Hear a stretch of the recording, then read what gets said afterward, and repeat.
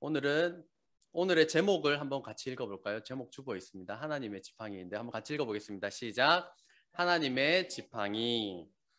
이번 달은 하나님의 부르심에 관하여 모세의 삶을 통하여 살펴보고 있습니다. 지난주에는 순종하는 자만이 하나님의 은혜를 누릴 수 있다는 점, 하지만 모세조차도 하나님의 말씀에 순종하는 것이 쉽지 않았다는 점, 또한 예수님께서 가르쳐 주신 가장 큰 계명을 통하여 나 자신을 충분히 사랑하는 것이 하나님의 뜻이라는 점, 그리고 브로콜리를 분석해 놓은 영양학적 증거를 통하여 브로콜리를 좋다라고 인식하는 것처럼 자연 만물, 양심, 성경을 통하여서 꼼꼼히 따져볼 수 있는 증거들을 통해 전능하신 하나님을 믿을 수 있다는 점을 살펴보았습니다. 오늘도 이어지는 모세의 삶을 살펴보기 전에 영화의 짤막한 대사 하나를 먼저 나누어 보겠습니다. 빠삐용이라는 영화입니다. 거기에 주인공은 자기 아내를 죽였다는 억울한 누명을 쓰고 교도소에 갑니다. 늘 그게 억울하다 보니까 깜빡 잠이 들었는데 꿈에서 지옥의 재판관을 만납니다. 꿈에서도 호소를 합니다. 재판관님, 저는 결백합니다. 저는 제 아내를 죽이지 않았습니다. 그랬더니 지옥의 사자가 하는 말이 나도 안다. 그래, 너는 사람을 죽이지 않았다. 너는 살인과는 관계가 없다. 그렇다면 제가 무슨 죄로 이런 고통을 받아야 합니까? 그랬을 때 지옥의 재판관이 한 말이 이겁니다. 그것은 인생을 낭비한 죄, 시간을 낭비한 죄이다. 참 무서운 대사 아닌가요? 살인한 건 아니지만 그것은 너의 죄는 인생을 낭비한 죄다. 시간을 낭비한 죄이다. 라는 것이었습니다.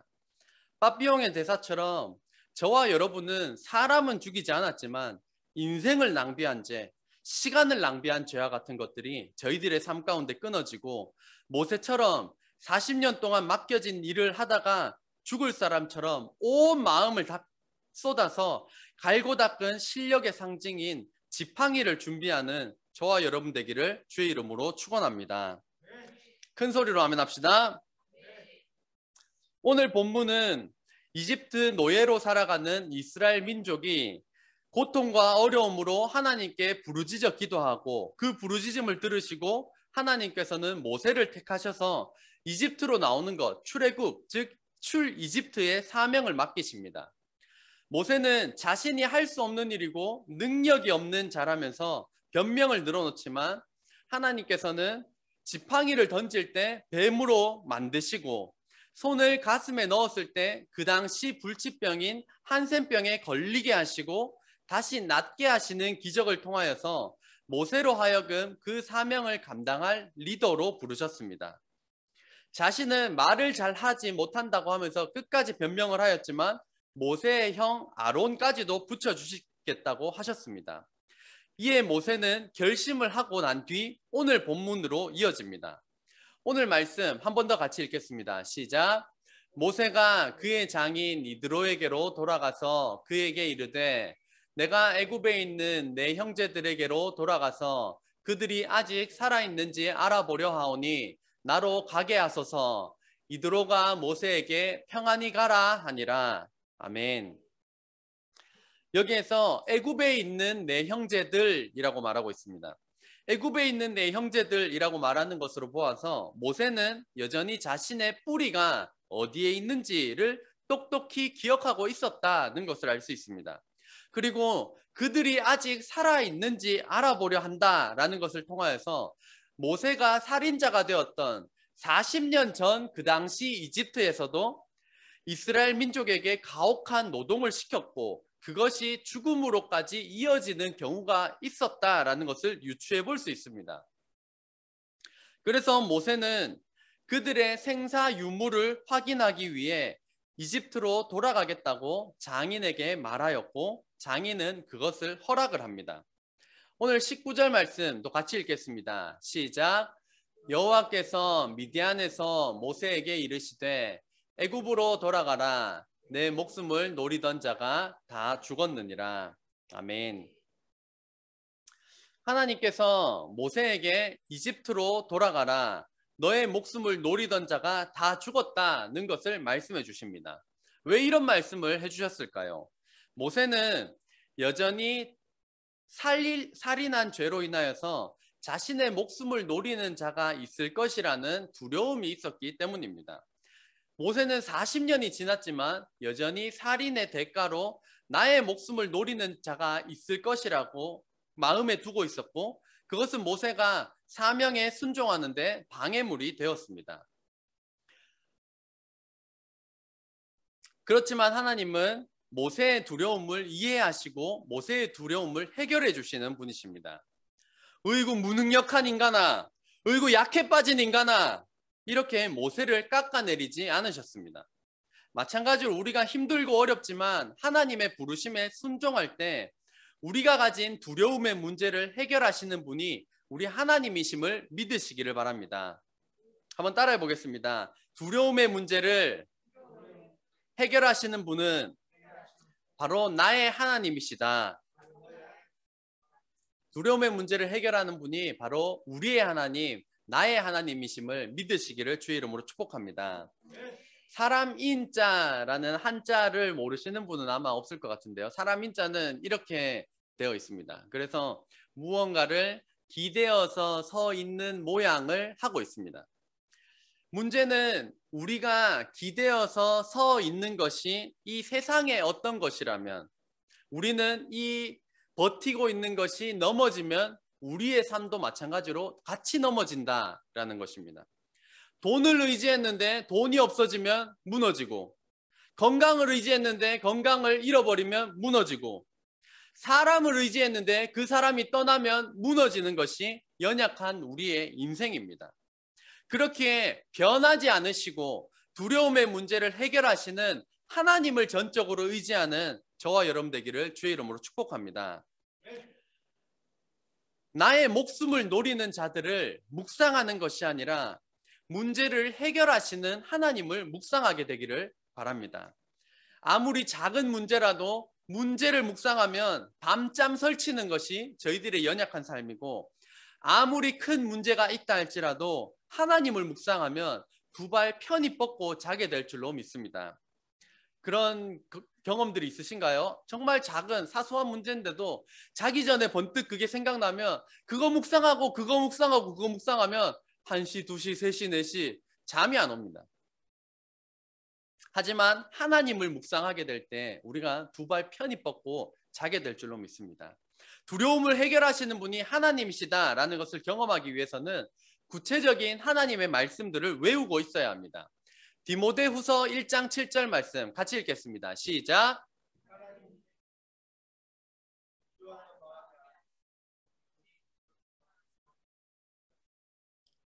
아멘. 여기서 이렇게 말씀합니다. 하나님이 우리에게 주신 것은 두려워하는 마음이 아니다. 이 말씀을 우리가 가지고 있어야 내가 두려워하는 마음이 들 때마다 이 말씀을 가지고 선포하고 대적하고 승리할 수 있는 것입니다. 이러한 생각들에 우리가 지지 않을 수 있는 것입니다. 그 근거가 바로 하나님의 말씀입니다. 하나님이 우리에게 주신 것은 두려워하는 마음이 아니다라는 말씀을 암송할 때 그것이 우리에게 능력이 되는 줄로 믿습니다. 말씀 암송을 통하여서 두려움을 해결하시는 하나님을 경험하는 저와 여러분 되기를 주의 이름으로 축복합니다. 이어서 출애굽기 4장 20절 말씀 같이 읽겠습니다. 시작. 모세가 그의 아내와 아들들을 나귀에 태우고 애굽으로 돌아가는데 모세가 하나님의 지팡이를 손에 잡았더라. 아멘.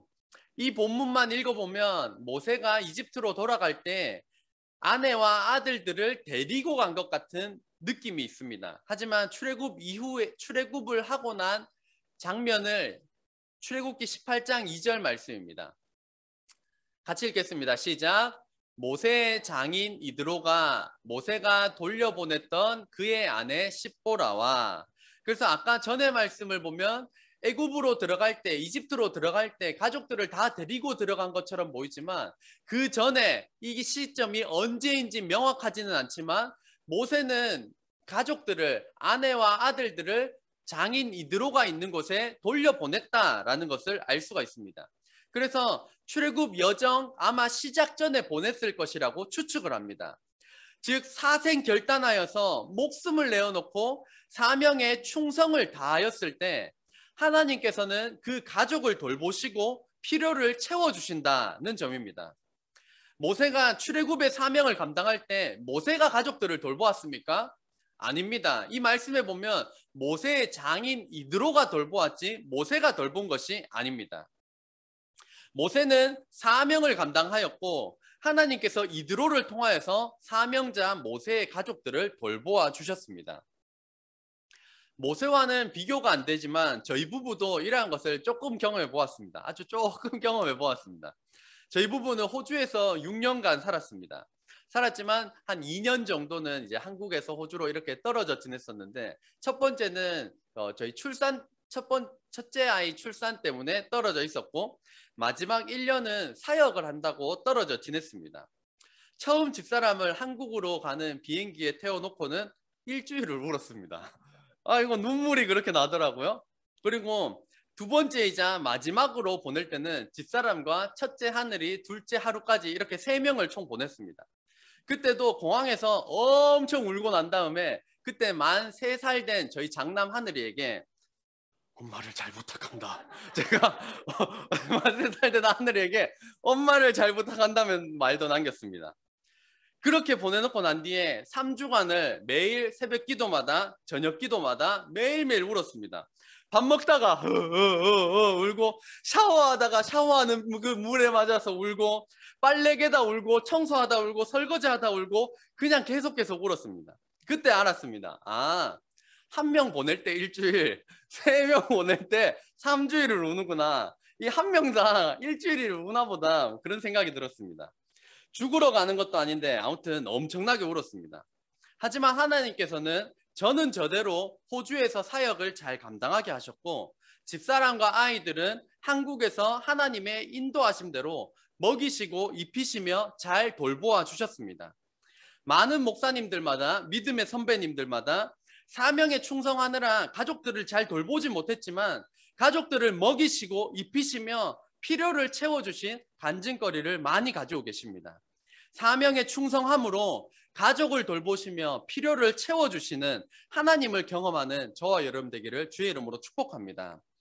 그렇다면 사명을 감당한다는 것은 교회에서 더 많은 헌신을 하라는 의미일까요? 교회 생활도 포함되어 있는 것이지 이것이 절대적인 영역은 아닙니다. 지난번 저희가 살펴본 말씀 네가 선 곳은 거룩한 곳이다. 너의 신을 벗어라. 고 명령하신 곳은 어디였습니까? 우리가 발 담그고 있는 곳, 내가 서 있는 곳, 즉 가정과 학교와 직장이라는 저희들의 일상 영역이 우리가 선 곳, 거룩한 곳이었습니다.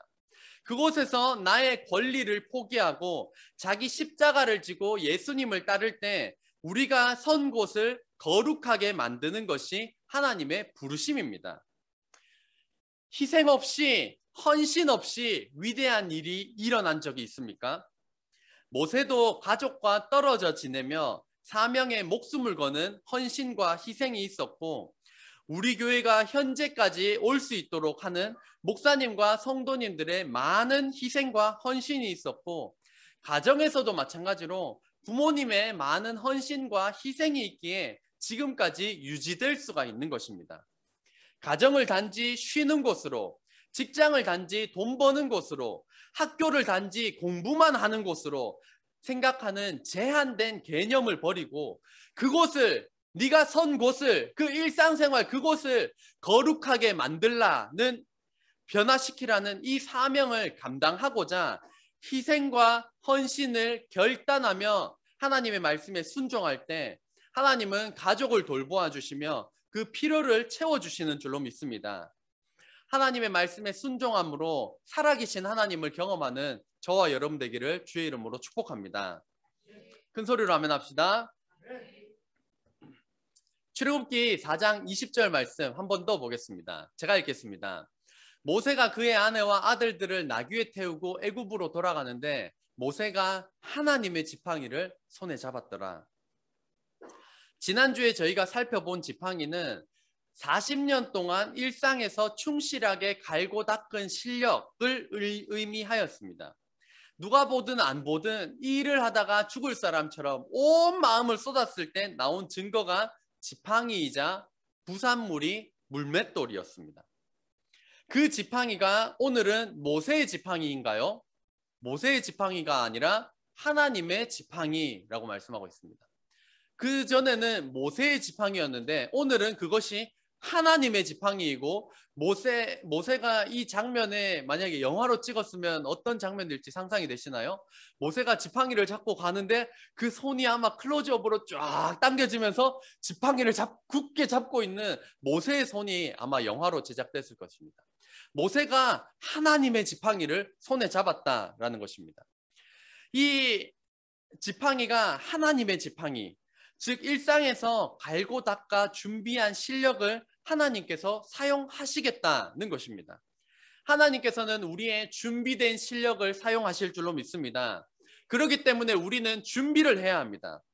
영어권 선교사로 부르심을 받은 사람이 영어를 못한다면 어떻게 그 부르심에 감당할 수가 있고, 학교 선생님으로 비전을 받은 사람이 공부를 못하거나 아이들을 싫어하는 내 본성을 고치지 않는다면 그 부르심이 어떻게 완성될 수가 있겠습니까? 일상에서 갈고 닦은 실력, 지팡이를 준비하는 저와 여러분 되기를 소망합니다. 또한 이 하나님의 지팡이는 그 실력을 기적의 도구로 사용하실 하나님을 나타내고 있습니다. 그전에는 모세가 주인공이었다면 지금은 이제 그 주역이 하나님이시다라는 것입니다. 하나님을 나타내고 하나님을 높이고 있는 것입니다. 결국에 신앙생활은 내가 잘 갖고 닦은 실력을 가지고 나의 이름을 높이는 것이 아니라 하나님의 이름을, 하나님을 드러내는 통로가 되어야 한다는 사실입니다. 한 번 더 반복해 보겠습니다.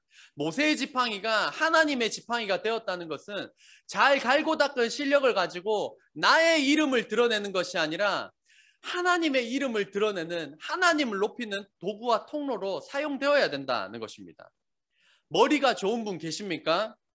좋은 머리를 주신 하나님을 자랑하시기를 바랍니다. 훌륭한 부모님과 훌륭한 자녀들을 두었습니까? 그 훌륭한 부모님과 훌륭한 자녀들을 주신 하나님을 자랑하시기를 바랍니다.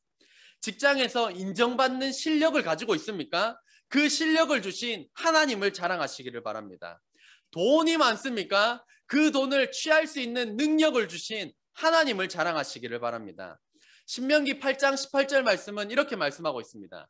네 하나님 여호와를 기억하라. 그가 너에게 재물 얻을 능력을 주셨습니다. 저희는 내가 벌었다고 생각을 합니다. 내가 똑똑하였고 내가 열심히 수고하였다고 생각을 합니다. 그렇지만 우리를 창조하신 하나님께서는 이렇게 말씀하십니다. 네가 재물 얻을 능력을 내가 주었다. 네가 재물 얻을 능력을 내가 주었다 라고 말씀을 하고 있습니다. 내가 가진 모든 것, 좋은 머리, 훌륭한 부모님과 훌륭한 자녀, 인정받는 실력, 많은 돈을 누릴 수 있는 이 능력, 이 모든 것을 주신 분이 하나님이시라는 것을 인정하는 것도 중요한 믿음 중에 하나입니다.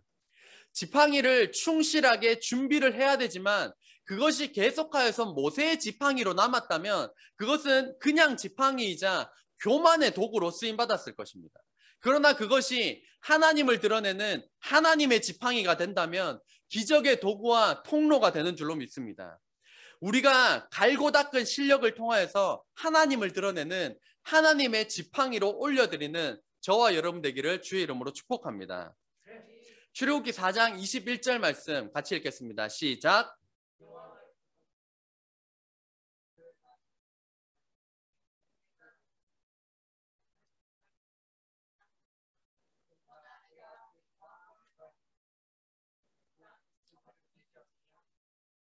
아멘.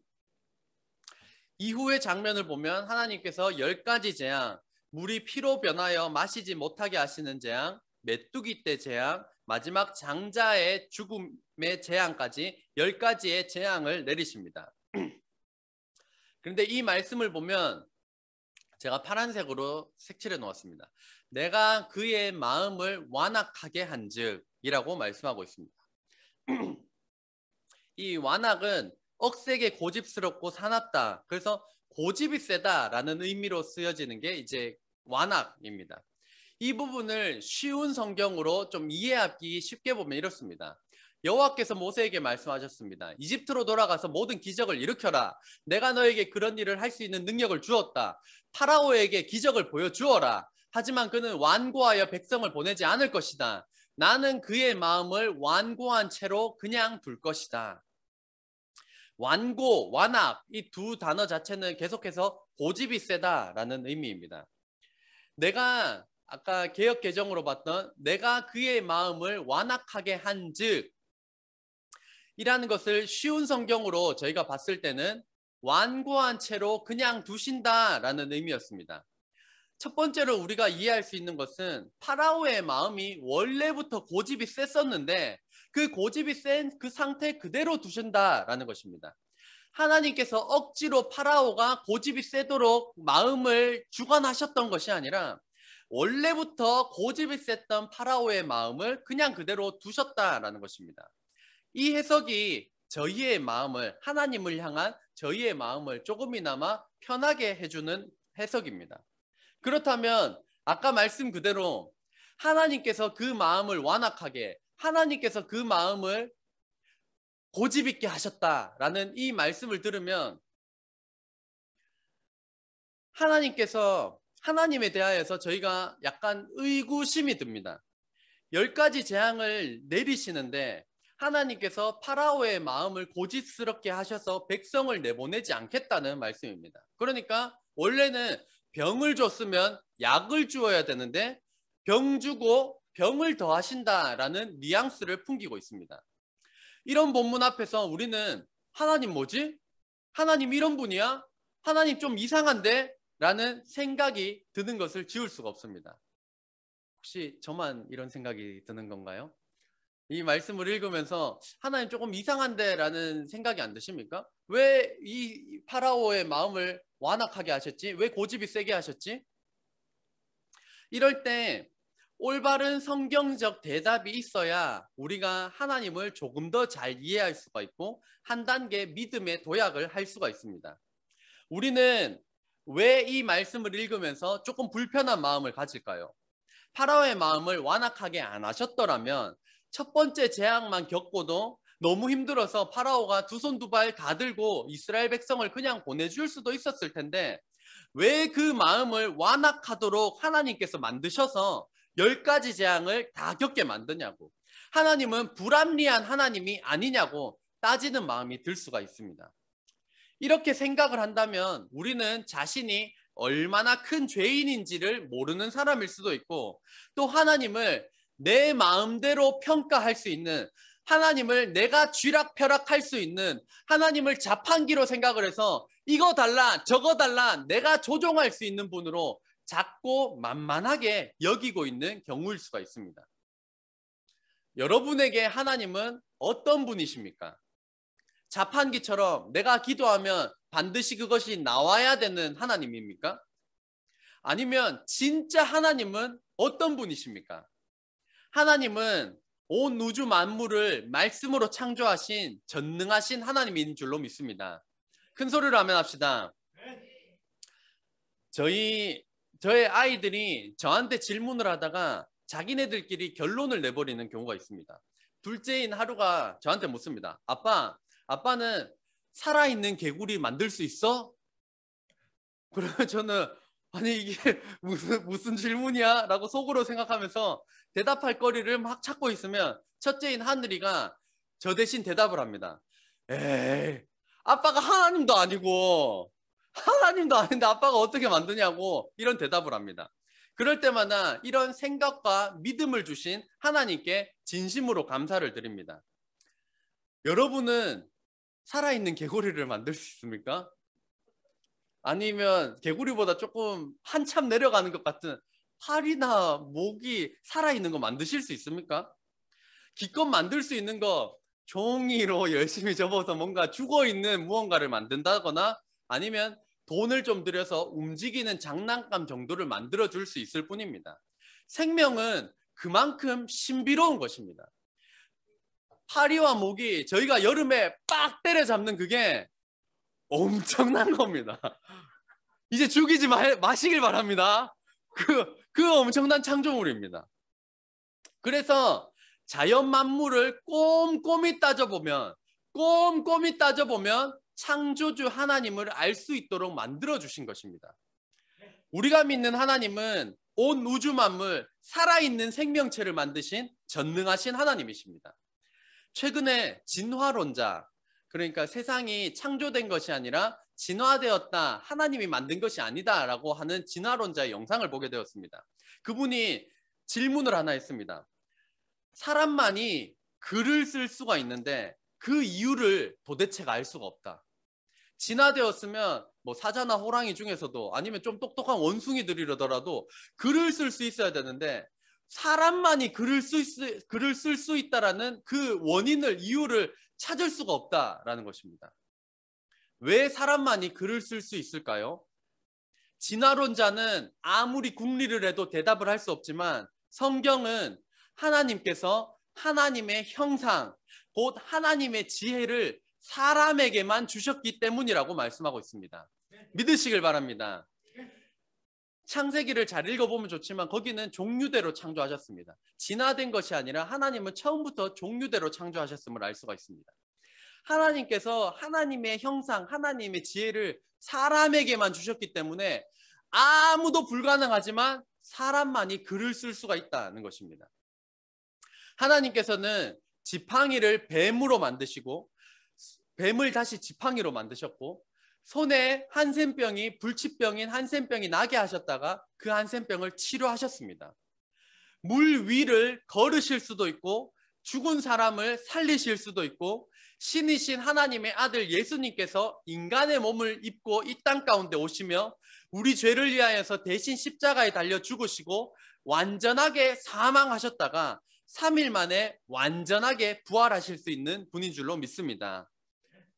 한국에 옥하는 조용기 목사님이 계셨다면 미국에는 존 파이퍼라는 목사님이 계십니다. 이분은 아직 한국에 계신 두 분은 돌아가셨지만 존 파이퍼 목사님 아직 살아 계십니다.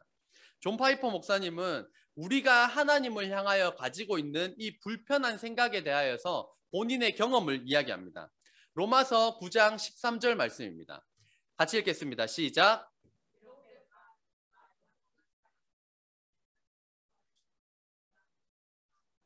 아멘. 이 말씀에서도 나는 지금 하나님이십니다. 하나님께서 야곱은 사랑하고 에서는 미워하였다. 이 말씀을 읽을 때도 마찬가지로 파라오의 마음을 완악하게 하셨던 것 같은 뭔가 불편함이 이 말씀을 읽을 때 있습니다. 이 당시 문화적으로 이해를 하자면 야곱을 사랑하고 에서는 미워하였다라는 말씀은 그 당시 문화에서는 내가 야곱을 더 사랑한다라는 표현으로 쓰인 그 배경이 있다고 합니다. 하나님께서는 에서보다 야곱을 더 사랑하실 수 있는 주권을 가지신 주권의 하나님인 줄로 믿습니다. 나아가서 그냥 정말 이 본문 곧이곧대로 이해를 하자면 하나님께서는 야곱은 사랑하시고 에서는 미워하실 수도 있는 주권을 가지신 하나님이십니다. 이 부분에서 존 파이퍼 목사님께서는 하나님을 향하여 가지고 있었던 기존의 사고 체계가 완전히 뒤집어졌다는 것입니다. 그전에는 내가 이해할 수 있는 정도의 범위에서 내가 이해할 수 있으면 그래 하나님 내가 인정해 줄게, 내가 인정해 드립니다. 반대로 내가 이해할 수 없으면 이건 아니지, 이건 하나님 아닙니다. 하나님이라면 이럴 수가 없습니다. 하지만 이 말씀을 통하여서 완전히 고꾸라지고 난 뒤에는 하나님께서 주권을 가지고 계셔서 그분의 뜻대로 하실 수 있다는 관점을 가지고 성경을 다시 보게 되었다라는 것입니다. 저와 여러분은 어떻습니까? 장님이 코끼리를 만져서 부분적으로 알듯 나한테 평안과 복을 주시면 하나님, 역시 살아계신 나의 하나님이라고 고백을 하다가 고난이 임하고 질병이 찾아오고 문제가 있으면 하나님 살아계신 거 맞냐고, 살아계시면 나한테 어쩌면 이럴 수가 있냐고 의심에 빠지는 것은 아닙니까? 파라오를 완고한 상태로 그냥 두시든 아니면 정말로 하나님께서 파라오의 마음을 완악하게 만드시든 하나님의 주권을 인정하고 하나님의 높으신 뜻에 순종하는 저와 여러분 되기를 주의 이름으로 축복합니다. 하나님은 내 생각보다 크십니다. 하나님은 내 지혜보다 크신 분입니다. 내가 이해할 수 있는 정도로 내 머릿속에 쏙 들어오는 하나님이라면 이미 우리가 코끼리 뒷다리만 만지고 있는 그런 신앙일 수도 있습니다. 그런 것은 아닌지 점검하시면서 하나님의 주권을 인정하되 전적으로 인정하는 저와 여러분 되기를 주의 이름으로 축복합니다. 결론입니다. 오늘 우리가 말씀을 통해 만난 하나님은 모세의 마음속에 40년 동안 두려워한 두려움의 문제를 해결하셨던 것처럼 우리 마음속에 있는 두려움의 문제를 해결하시는 분인 줄로 믿습니다. 또한 모세가 사명에 충성을 다했을 때 가족을 돌보시며 필요를 채워주셨던 것처럼 우리가 서 있는 곳, 가정과 학교와 직장의 거룩함을 위하여서 사명에 충성할 때 가족을 돌보시며 필요를 채워주시는 분이십니다. 모세의 지팡이가 하나님의 지팡이가 되었던 것처럼 갈고 닦은 이 실력이 나의 이름을 위한 교만의 도구가 아닌 하나님을 드러내는 통로가 되기를 결단하시기를 바랍니다. 마지막으로 하나님은 파라오의 마음을 완고한 채로 그냥 두실 수도 파라오의 마음을 완악하게 만드실 수도 있는 주권을 가지신 하나님이십니다. 이러한 성경적인 질서가 세워지고 살아계신 하나님을 경험하는 저와 여러분 되기를 주의 이름으로 간절히 축원합니다. 기도하겠습니다.